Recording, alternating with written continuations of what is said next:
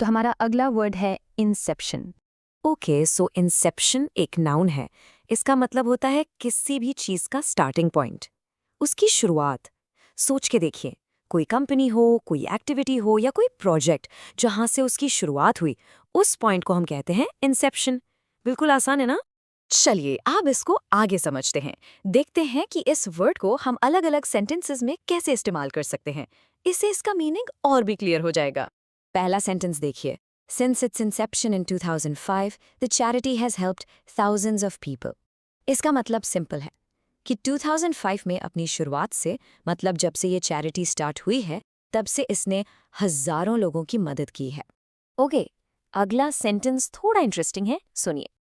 The project was brilliant in its conception, but faced many challenges from its inception. यहाँ conception और inception दोनों का use हुआ है। कंसेप्शन का मतलब है आइडिया, यानी जो प्रोजेक्ट को सोचा गया, और इंसेप्शन का मतलब है उसकी शुरुआत। तो सेंटेंस का मतलब हुआ कि प्रोजेक्ट का आइडिया तो बहुत ही जबरदस्त था, लेकिन जैसे ही वो शुरू हुआ, पहले दिन से ही उसमें बहुत सारी चैलेंजेस आने लगी। और ये देखिए तीसरा example. He has been a part of the team since the very Inception of the idea. Very Inception का मतलब है बिल्कुल शुरुआत से। तो इसका मतलब है कि वो इस आइडिया के बिल्कुल स्टार्टिंग पॉइंट से, जब से ये आइडिया पैदा हुआ था, तभी से टीम का हिस्सा रहा है।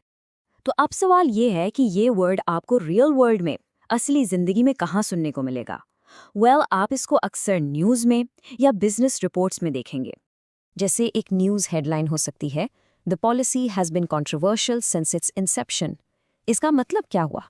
मतलब ये कि ये पॉलिसी जब से शुरू हुई है, अपनी शुरुआत से ही विवादों में रही है, कंट्रोवर्शियल रही है।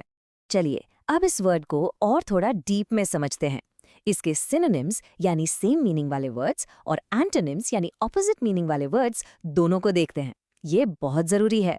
इंसेप्शन के कुछ कॉमन सिनोनिम्स हैं बिगिनिंग, लॉन्च, स्टार्ट, आउटसेट और कमेंसमेंट। ये सारे वर्ड्स का मतलब शुरुआत ही है, बस उन्हें अलग अलग सिचुएशंस में यूज किया जाता है। और अब इसके एंटोनिम्स यानी इसके ऑपोजिट वर्ड्स ये हैं एंड, कंक्लूजन, फिनिश, टर्मिनेशन और कंप्लीशन। जैसा कि आप देख सकते हैं, इन सब का मतलब है अंत या समाप्ति, जो कि इंसेप्शन का बिल्कुल उल्टा है। तो बस आज के लिए इतना ही। आई होप आपको इंसेप्शन वर्ड का मतलब अच्छे से समझ आ गया होगा। मिलते हैं नेक्स्ट वीडियो में एक नए वर्ड के साथ। Happy learning. Bye bye.